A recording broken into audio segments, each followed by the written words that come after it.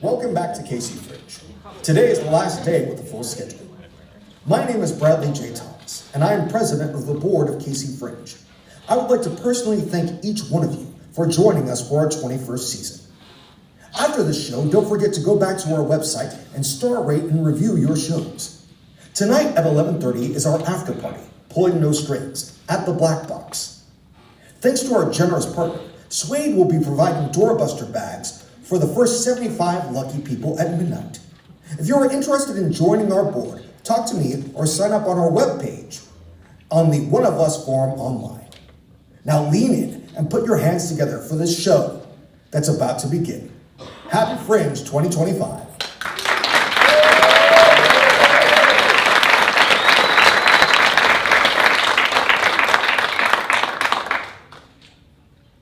What you are about to see tonight was once thought lost to time.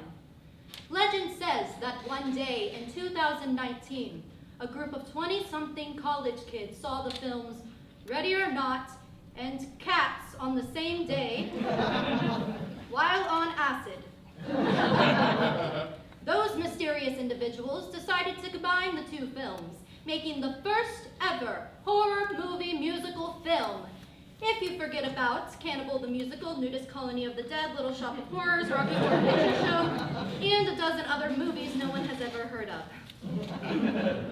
Our producers were planning on filming this script, but then they realized that movies are expensive and a pain in the ass to make, so they decided to do something way easier, putting on a live theater production of the script.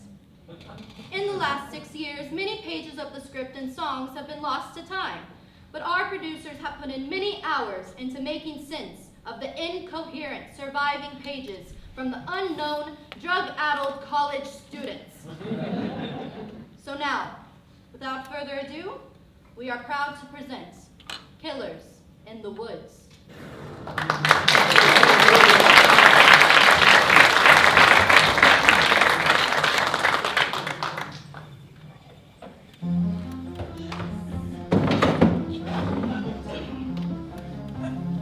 Exterior, dark forest, night.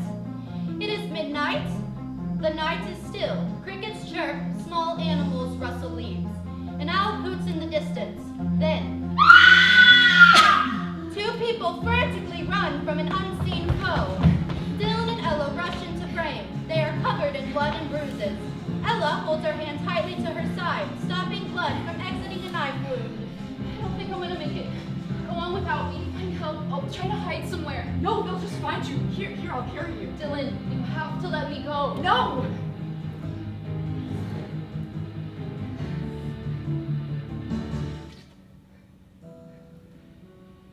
I won't leave you. You have to believe you can get out of this place.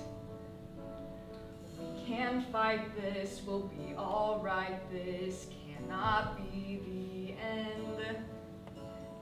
Ella will find a way. Find how to see the day.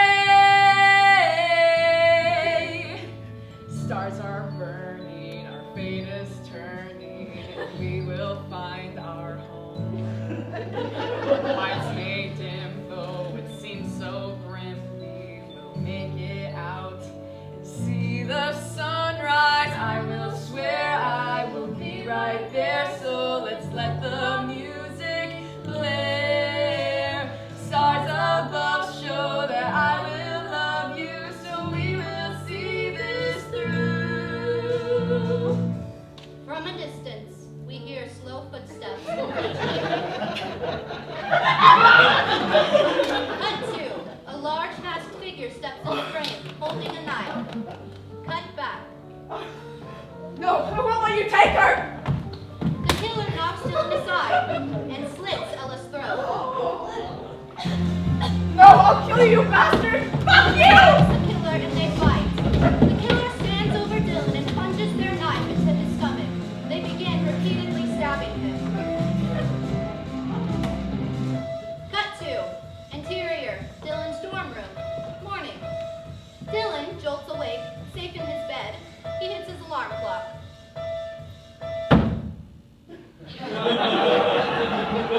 Jesus, I really need to stop taking melatonin before bed. Dylan gets out of his bed and starts getting ready for the day. We see an elaborate and possibly expensive Edgar Wright-esque montage of Dylan getting dressed, brushing his teeth,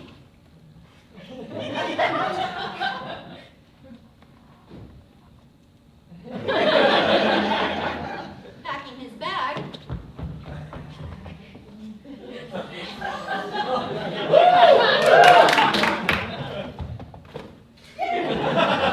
etc. Once he is ready, Dylan grabs his keys and leaves the dorm. Pan 2, just above Dylan's desk. A handful of pictures and a calendar hang on the wall. The first day not crossed off on the calendar, reading, "School starts." We hold on the shot for a moment. Is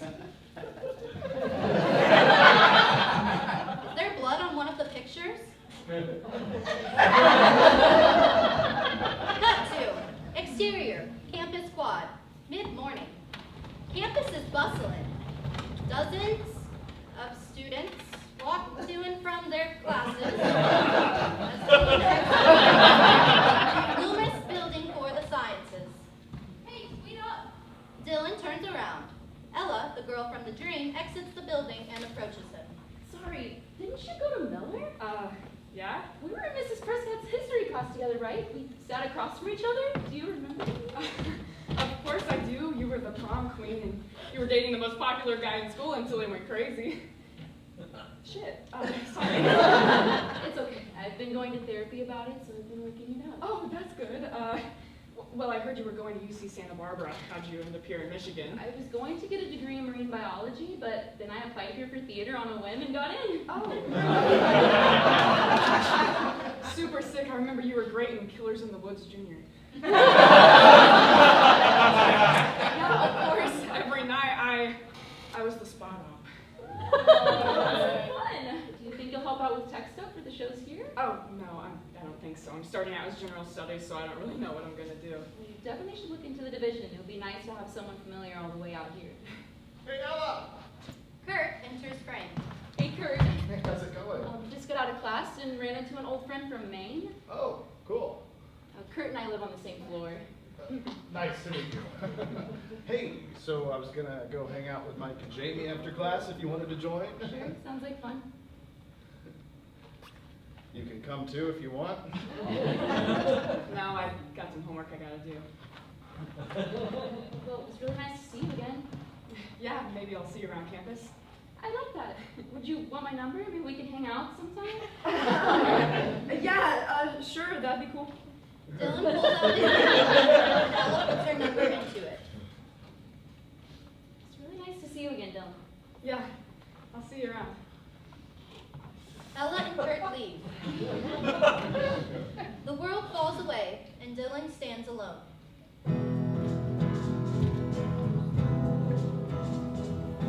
Thought I was dumb.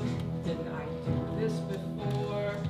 Thought this was my one chance to end the war. Oh. Then you pop back into mind, and it feels like I should hide.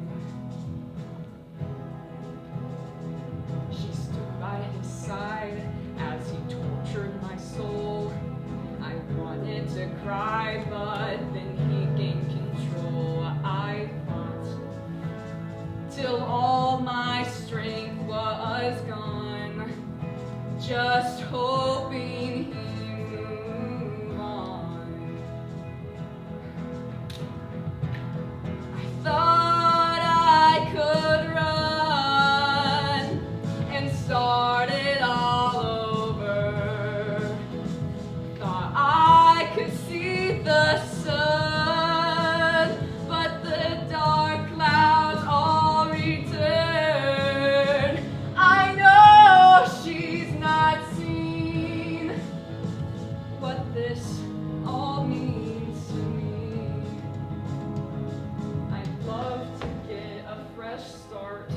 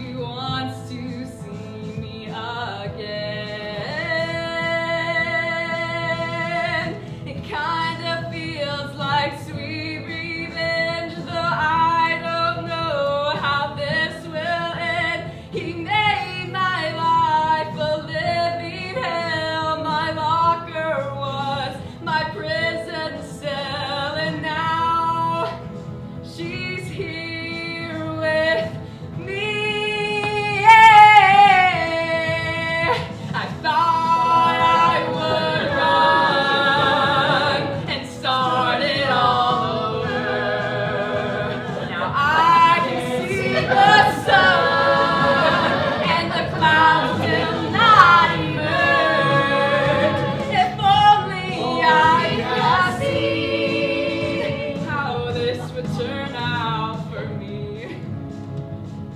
Now I get my fresh start.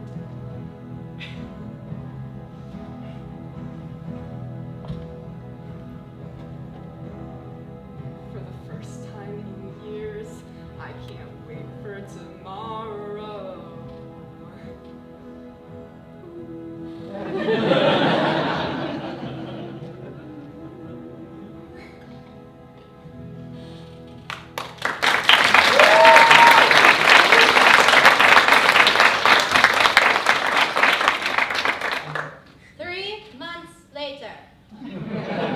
Halloween. Exterior. Campus quad. Day. Hey, Dylan. Ella walks into frame, arm in arm with Kurt. I'm glad we ran into you. Kurt and I are going to go to his friend's uncle's cabin to watch some horror movies, if you want to join in. No, it's okay. I think I got a lot of homework I gotta do. Oh, come on. I haven't seen you in like a month. Pretty please. All right. So Mike's been going all day, but Evil Dead 2 should start around 5. So if we leave now, we can make it on time. We can give you a ride if you want. No, you guys go on ahead. I still got one more class today. Yeah, cool. Ella will send you the address. See you out there. I'm really glad you're going to come tonight. I know you're not really into movies and stuff, but I really needed another non-film bro to talk to.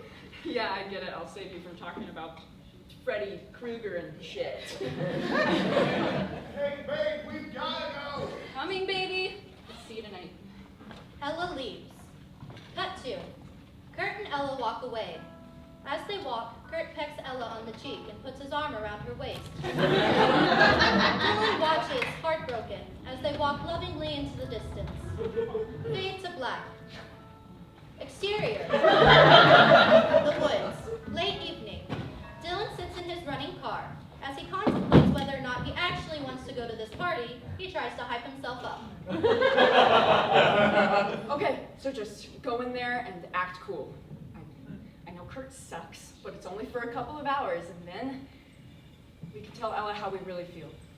And then we can get the answers we need. I mean, she clearly likes us, so I don't think she would like us as much if she saw us talking to ourselves. Or talking to ourselves in the second person.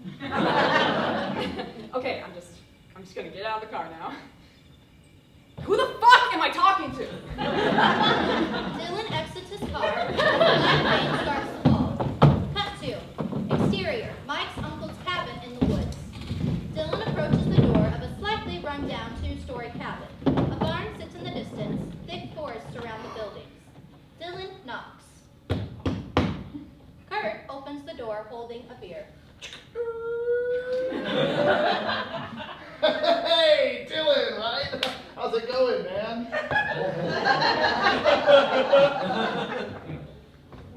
Dylan enters the house, and the door is shut. We hold on the door for a time. An uncomfortable amount of time. Why are we still looking at this door? Cut to. Interior. Living room. Dylan enters the living room as Evil Dead 2 comes to a close. Hey, so down there is the kitchen. Feel free to take as much booze as you want. Behind the couch, all the way to the right, is the bathroom. There on the couch is Mike. His uncle owns the place. You obviously already know Ella. That's Jamie, Ash, and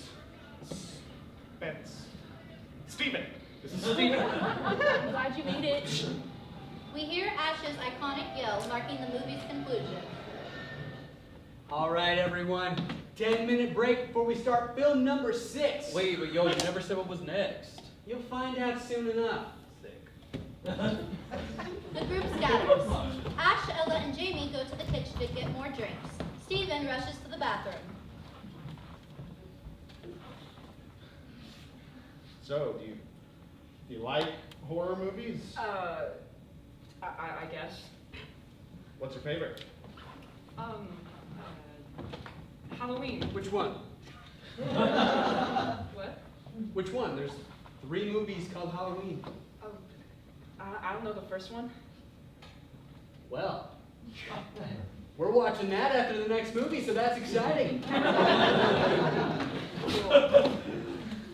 Steven returns from the bathroom. God, I've had to piss since the moose started talking. Wait, were you guys talking about your favorite Halloween sequel? Not really. Okay. Mine's gotta be Halloween 3. That doesn't even count. Michael Myers isn't even in it. Okay, well maybe I'm just more interested in the original idea of the franchise being an anthology series. Yeah, well, they obviously had to scrap that idea after they created the greatest horror movie villain of all time. I'm gonna go get a drink. And don't even get me on the orange juice robots. Oh, come on, those are sick. Don't you know one of them eventually played Michael Myers? But I honestly didn't have that much of a problem with this one. Oh, hey Dylan. Hey, how's it going? Oh, we're just pouring some drinks. Do you want anything? Peach wine? I'll have a beer. Oh, I've got you. Light or dark? I'll take dark. Ash grabs a beer out of the fridge and hands it to Dylan. Thanks. So, it's really been at it all day, huh? Tell me about it. Jamie's kind of got a thing for Mike. She's been trying to get inside of his pants all night. He just wants to watch movies. I just want him to do me. Oh, wow. You know, Jamie, maybe if you go talk to him in between movies, he might actually change his mind. Oh my god, that is such a good idea. You know, I didn't know if I was gonna like you or not with all the alt chick vibes and shit. But you're really a girl's girl. You know, no problem.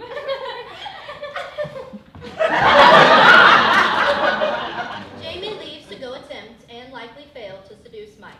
So, how long has she been at it? Not even an hour. Yeah, we've been trying to reel her in, but I don't think we've been doing that good of a job. Well, plus, it is kind of funny to watch her fail. And if the things get bad, we know how to pull her out of the situation, so. Have you two met before? What? I don't think so. Hi, I'm Ash. Dylan.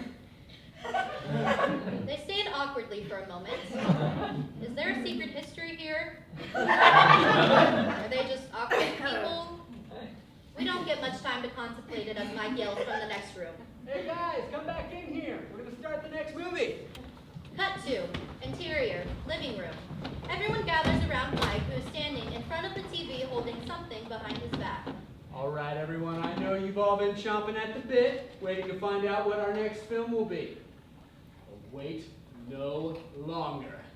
Mike pulls an object out from behind his back.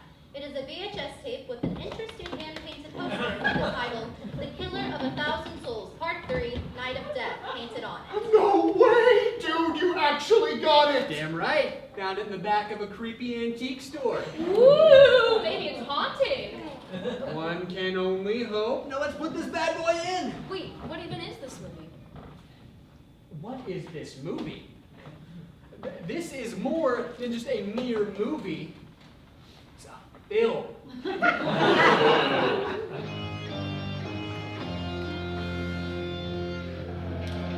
Long ago, before we were alive, back in the ancient decade, 1985, there came a knockoff of a knockoff, sent straight to our homes. It was the killer of 1,000 souls.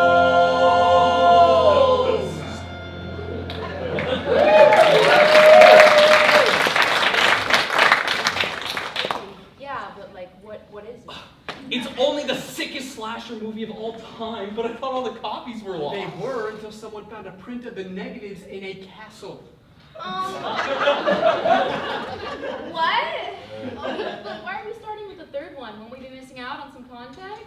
It's not really that kind of movie, babe. But still, it would be nice to know what happened in the other ones. Okay, but just a quick recap, all right? We're on a tight schedule. First one, Thomas King is this really cool rocker guy. Then one day he grabs a mic with the cord out and he fries. Then he is sent to hell. It's the devil himself. The devil opens his eyes. Then he says, Thomas King, you must find me souls and send them down to hell below. I'm building an army deep in hell, and with you I'll be doing well. To some get down where sinners go, and you will kill them and then go kill more until I say you're done.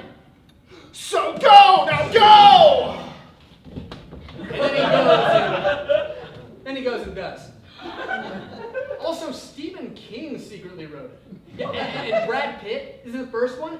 He has this really cool death where he gets choked out with his own severed dick. We really don't have time to get into that right now. Next one, Thomas King is chilling out in hell. His mandates trying to sell their souls to his boss, the devil. He doesn't want the competition, so he hunts them down and kills all of them. And the devil appears with his great red horns and he says, Thomas King, you shit! I need your bad to kill you. You're getting way too powerful for me, and I can't have that, so I'm casting you out to work above! and then it ends on a cliffhanger. Now our killer needs to kill all of them. So let's watch it and drink. Fuck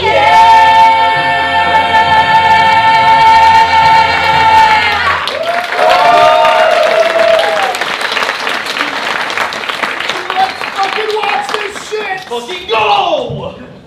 Mike inserts the film into the VHS player, and the party all wander to their seats as the film begins. Jesus, it's really coming down out there. I don't remember there being any rain in the forecast. Shit, boys. Hey, Mike, is there anywhere in the house I could get service? Probably try upstairs.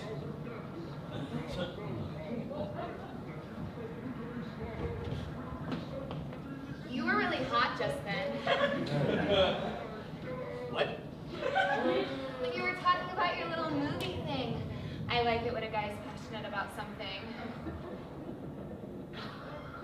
You know, I need to go to the bathroom. Do you want to come with? Why? Come on. Let's go somewhere private. Have some fun. I'm trying to watch the movie. Jamie, not listening, leans in to kiss Mike, who dodges the kiss. Stop! The bathroom's just down the hall if you need it, Jamie. Gee, thanks, Ella. Jamie exits in a huff. Thanks. Anytime. Suddenly, a flash of lightning. The hum of electricity fills the air as bright beams of multicolored lights engulf the room. The lights become blinding, the sound deafening. It almost seems as though a figure is in the light, a large menacing figure. The power goes out in the house, causing a commotion. From the bathroom, Jamie screams. Oh, shit! What was that? I don't know. But I'll try to get the TV working again. Is that really your top priority right now? I mean, kinda. It says here the storm should dissipate in a few minutes. I think the house got struck by lightning. Wait, yo, Mike. Where's the breaker box at? Because, you know, I'm an electrical engineering major, so maybe I can fix it. In the barn outside. Why is it all the way out there? Fuck if I know, I don't live here. That's a good point. Let's go! I'm gonna go with it and make sure it doesn't get lost. Wait, it's fine. Ash and Steven exit out the front door, covering their heads to shield from the rain. Fuck, this thing is fried. I don't like the idea that Ash will be alone with Steven. She might kill him after what he did. They'll be fine. Well, I wouldn't mind seeing Steven get his ass kicked. He's kind of a shithead. I'm gonna go check on Jamie, make sure she didn't hit her head or something. Kurt kisses Ella on the cheek and goes to the bathroom. But what did Steven do? Oh, yeah. We'll tell you later. Hey, Jamie! What the fuck? Kurt, She's not here. what's wrong? I'm not sure. She's, Kurt returns to the living room, holding the low E string of a guitar. The string is bloody. Baby, what's wrong? What's that you're holding? I'm not sure. Is that blood? I don't know. She wasn't. Looks like a fucking guitar string. Kurt, if this is a prank, it's not fucking funny, dude. Footsteps fall, and the room falls silent. Jamie's head is thrown from off screen and lands at Mike's feet.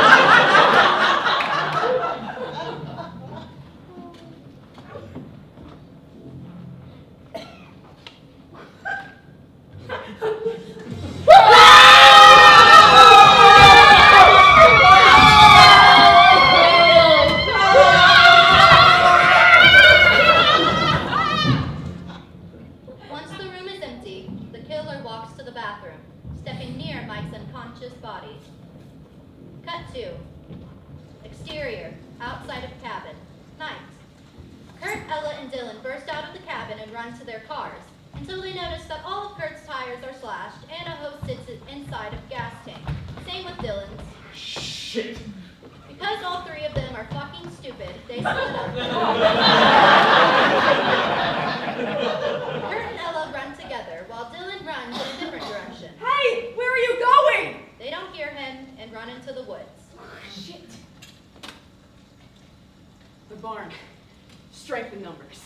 I really need to stop driving myself. Dylan runs to the barn. Cut to black. Meanwhile, Ash and Steven search for the fuse box inside of the barn. It is completely dark. They can't see a fucking thing. Oh, Jesus Christ! Oh, what the fuck? What's that? Man. Ow! Fuck!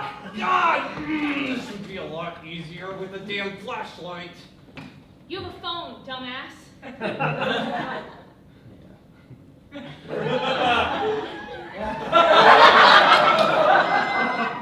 What was that? I don't know, it's probably Kurt scaring Ella or something. So, how you doing? Really, Steven? Not the time. Hey, Jesus. God, when did you become such a hard ass? Oh, I don't know. Maybe when you decided to fuck my best friend. Oh, come on, babe. I told you that wasn't me. What the fuck does that mean? What the fuck is wrong with you? Okay, you know what? Fuck you. After this party's over, I'm never gonna fucking talk to you ever again. Come on, Do babe. not touch me. Come on, isn't there anything I can do to make it up to you? Get off. Come on, Steven, give my budget let go. one more Get time. off. Sharp objects ripped into the skin in his back and out of his chest. Whatever it was, it is brutally ripped out of his back and he falls to his knees. The killer enters from the shadows behind Steven, holding a bloody pitchfork. The killer throws the pitchfork on the ground and pulls the machete off the wall. They look at Steven for a moment. Please. The killer slashes Steven's neck. He falls to the ground and begins twitching, blood stopping any air from entering his lungs. The killer bends down and, using their large gloved fingers, inserts their hand into the slit they cut in his throat, opening it further. They grab hold tightly and yank out Steven's throat.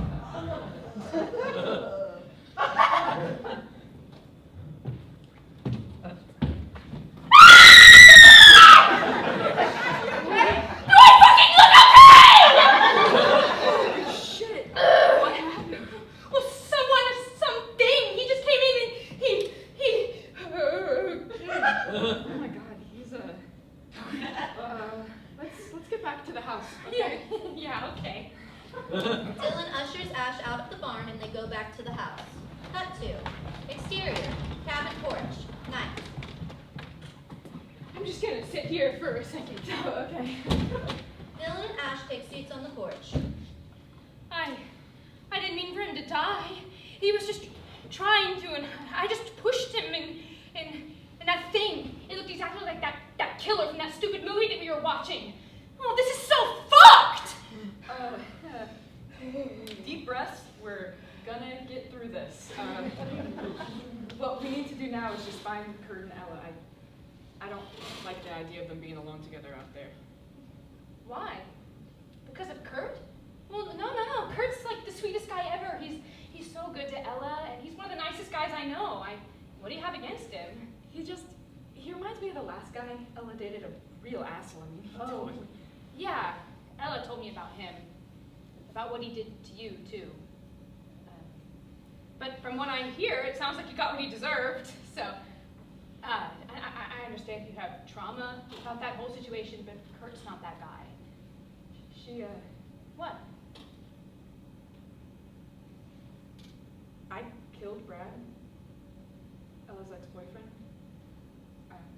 I found him out in the woods by our high school, and he had knocked Ella unconscious. And when he saw me standing there, he chased me, and he was gonna. I mean, I had to. I had to defend myself, and Ella doesn't know. I thought maybe if I went to some random college thousands of miles away, I'd be able to run away from it all, but apparently that didn't really work out, and we've been hanging out more, and I just want to see her treated better.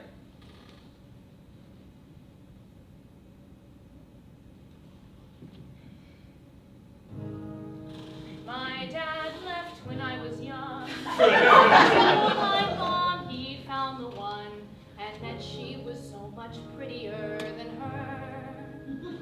Well, my mom, she mourned the loss, unlike me, 'cause I was lost. Asked my mom, was it my fault Dad was gone? No, sweetheart, it's not your fault. He's a deadbeat now, we're better off. One day I hope you'll understand, and I hope one day you'll find a better man, and he'll be sweet, and he'll be kind, and every word he'll say to you will feel like summer wine, and he'll be good, and you'll be sure that it'll work in time. While we tried to move on, my mom, she found more of these men that would just walk right over her. And as each new guy left, my mom would say bereft that the next one would be the guy for her. But Mom never found the thing she needed. She died long before I met Stephen. I thought he was the one until I conceded that he treated me so bad. And that was all before he cheated. I wish I could just look my mom in the eye. With a tear I tell her not to cry. I tell her that her little girl is all right. I wish I could tell her I finally ended the night. I'd say they are sweet, and they are kind, and every word they say to me, it feels like life is fine, and they are good, and I am sure that it will work. This will work in time. I am sure that it'll work in time.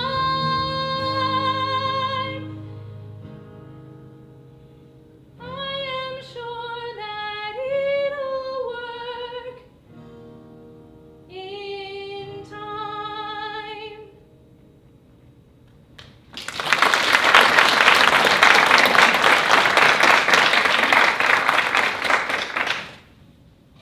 Brad got what he deserved, and so did Stephen. I mean, we did what we had to do.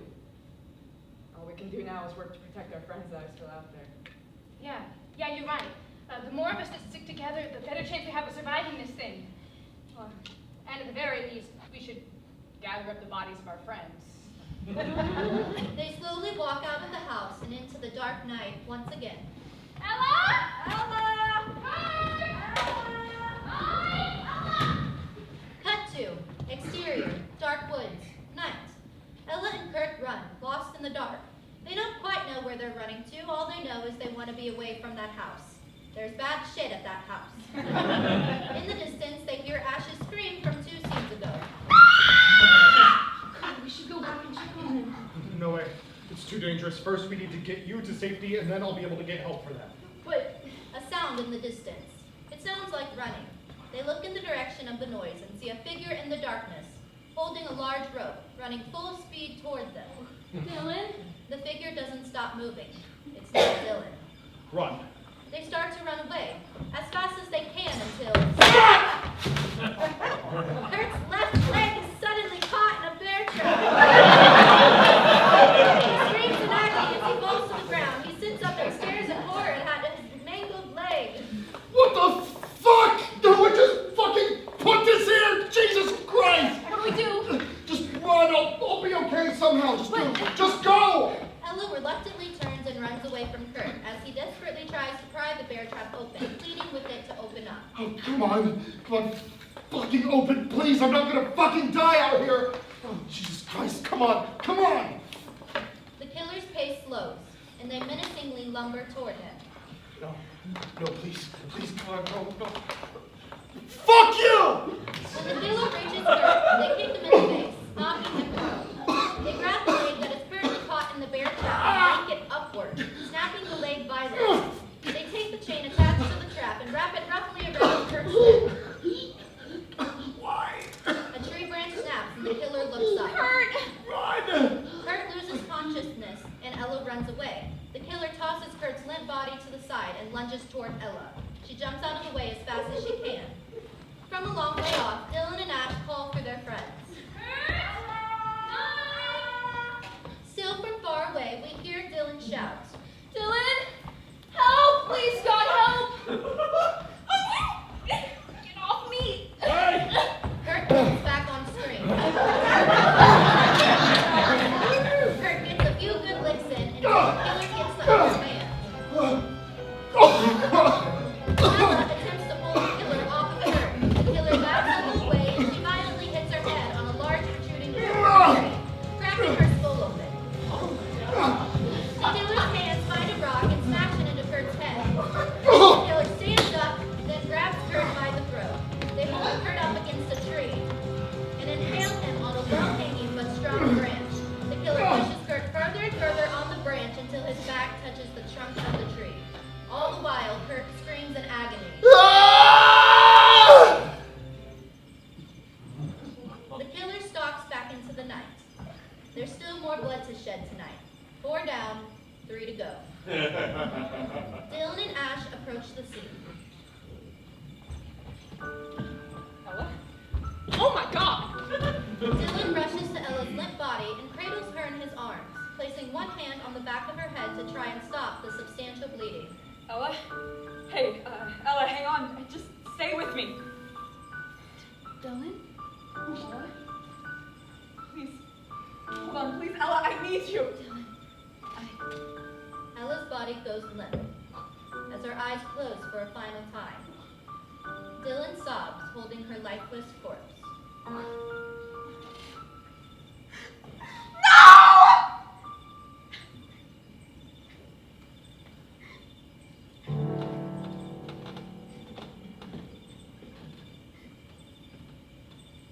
Come on. We should try to make it back to the house. Maybe we'll be able to catch a signal and call for help. No. We need to kill this thing. We need to find Mike. He's the only one of us is unaccounted for. Plus, he knows all that stuff about those slasher movies, right? Maybe he knows how to kill this thing. Yeah, let's just get them back to the house, okay? And then we can find Mike. They pick up, / drag, their 2 dead friends back to the house. Then walk to the bar. Fade to black.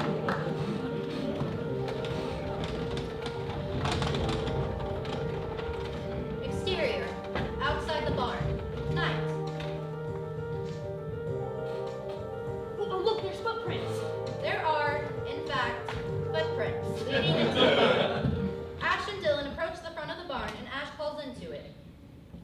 Hey, Mike! It's Ash and Dylan. We think we're the only ones left. That thing has killed everybody else. Hopefully it hasn't gotten you too. Has it? They both wait for that doesn't come. Okay. Well, we're gonna come into the barn now, all right? Please don't try to kill us when we open the doors, okay? Dylan nods to Ash, and they open the barn door. They enter. Interior, inside of the barn. The moment that Dylan and Ash walk through the front of the barn, Mike yells and tackles Dylan. I'll kill you, you fucking dead! What the hell did you say? Get the hell off of me! You won't get my soul, you evil shitters! What are you talking about? Dude, we're not demons. We're trying to help you. Help me what? Get a fast pass to the great beyond? Well, no thanks. I'd rather cut off my own hand. Mike, this is not the Evil Dead. This is real life. And a mortal slasher is running around the woods killing all of our friends, and we need your help. Come back to reality. Oh my God. You know, I always hoped that my life would become like a movie, but now I'm stuck in a shitty supernatural slasher sequel. Just my luck. There's no way I'm making it out now. Would you have survived normally? Yeah, I'm gay. I fucking Yeah. So, no one else made it out, huh? No. Shit. Okay, well, let's get back to the house. There should be some things there that we can make into weapons that'll make it easier to defend. It's our best chance at survival. So you trust that we're not going to try and kill you? I barely trust her. I don't know who you are, dude. For all I know, you've been murdering all my friends and you're just lulling me into a false sense of security. Dylan, who's been with me all night, he is not the one doing this. Okay. But just know, new guy, you're on thin ice. Then can you let go of me now? Okay. We just need to find a way to lure him back to the house if he isn't there already. Okay, and what if he's waiting inside the house? You run away in all different directions and hope that you're not the one he chases. That sounds like a plan to me. Have you been able to call for help at all? Yeah, I called like an hour ago, but the cops won't be here till the sun's up. Why? We gotta move fast, all right? It seems like the only chance to destroy him is if we kill him before the sun's up. Why? I don't know, it just seems like the type of bullshit to come from a later Friday sequel. Let's go. The group exits the barn and walks to the house. Cut to. Interior, living room, just before dawn. The group has searched the house to find more supplies. Now that they are satisfied, they meet back in the living room. All right, now all that's left to do is lure him back in. Okay, how do we do that? Well, we'll need to use you as bait. What? Why? This movie came out in the 80s, and you're an alt girl who, let's face it, isn't a virgin. To be honest, the fact that you're still breathing, it's baffling. Gee, thanks.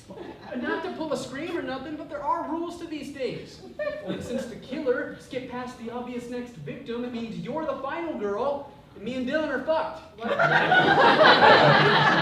It'll be fine. We'll get this thing, okay? You boys ready? As we'll ever be, I guess. Let's kill a magical undead punk serial killer.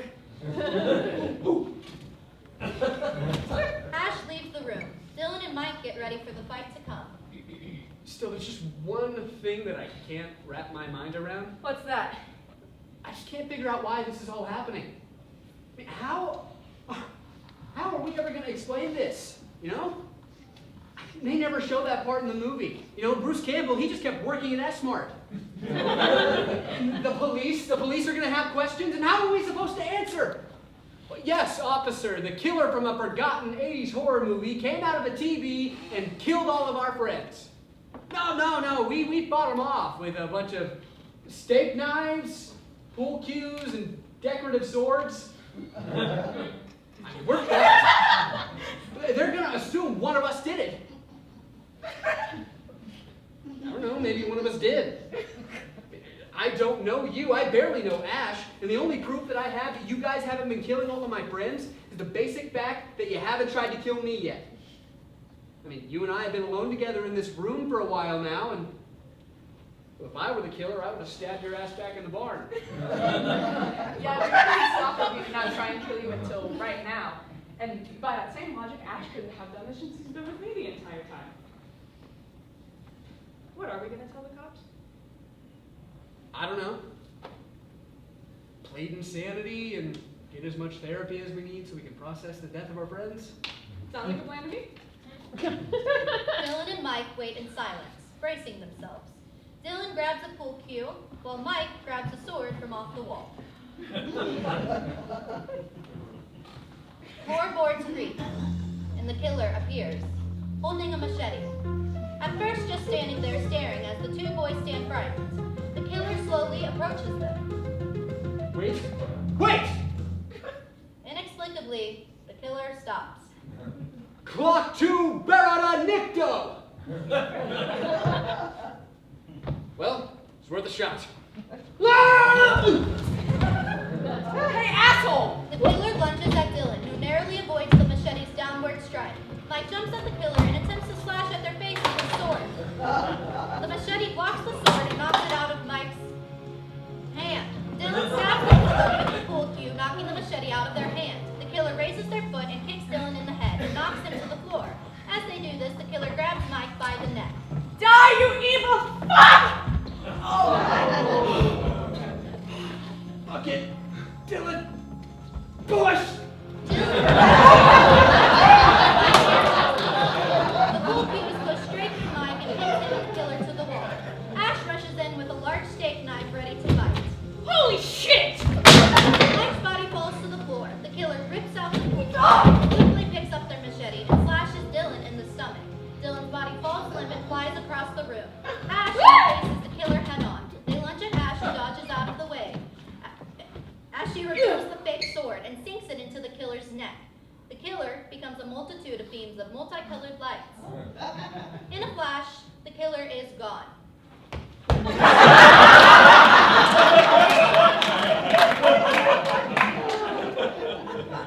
Mike makes a noise, and Ash goes to him and cradles his head in her arms. That was sick. Ash tries to help stop the bleeding, but it won't stop. Go help, Dylan. I'm just gonna lay here. Mike slowly closes his eyes as Ash goes to Dylan, who has been slowly crawling to the porch. Ash helps Dylan limp to the porch. They sit down on the porch and stare into the distance. Dawn breaks, bringing with it all of the beautiful colors of the morning sky. The sky is breathtaking. The world opens up. The nightmare is over.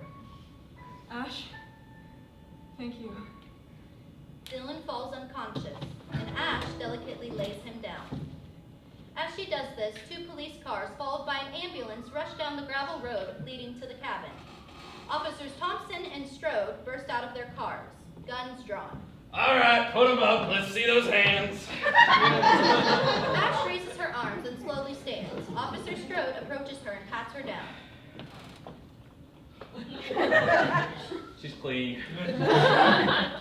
You all right? We got a call about some trouble out here. Something has been running around killing all my friends. Most of the bodies are in the house, but one's out in the barn. The police signal the EMTs and they rush out of the ambulance.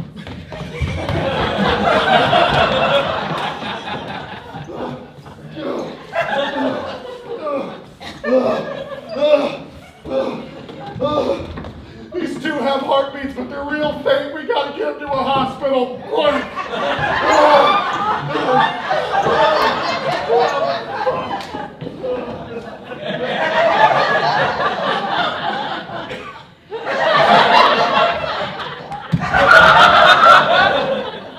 You sure nobody else got away? Positive. All right, well, we are going to need you to come down to the station to tell us about what happened tonight. Okay, but I don't think you're gonna believe me. Believe me, you do this job long enough, you will believe anything. Ash and Officer Strode walk over to his car. You take her down to the station. I'll stay here and wait for Beck. Strode nods and ushers Ash into his car. They drive away from the cabin. She is safe. She is free. It has been 3 weeks since the bizarre, mysterious event known as the Halloween Massacre, where 7 local college students were tortured and some killed, seen straight out of Friday the 13th. The 2 survivors have just been released from police custody, though the chief of police has stated that they still have not ruled out any suspects. In other news, police are still looking for leads in the search for the woman people are calling the Red Widow, who preys on men walking alone at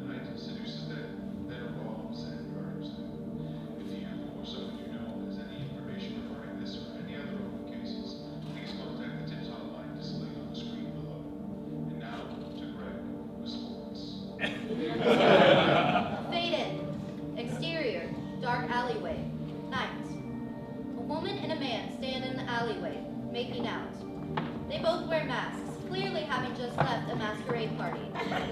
The kissing is passionate and pushing the R rating of the film. The woman, Scarlett, has been pushed up against the wall by the man, Jerry. Scarlett playfully rolls them over. Oh, you like it rough, don't you? Well, something like that. They continue to kiss. Slowly but surely, Scarlett discreetly grabs a knife from a hidden spot on her outfit. She quickly slashes Jerry's stomach and stabs him and twists the knife.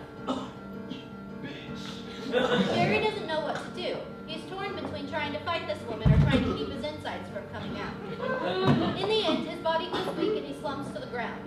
Scarlett flips him over and takes his wallet. Oh, well, you know, Jerry, you should feel honored. You're my first kill of the night. Fuck you! Scarlett lets out a little giggle. She raises her high-heeled foot and plunges it into Jerry's skull. She looks at her latest victim and smiles, her eyes wild.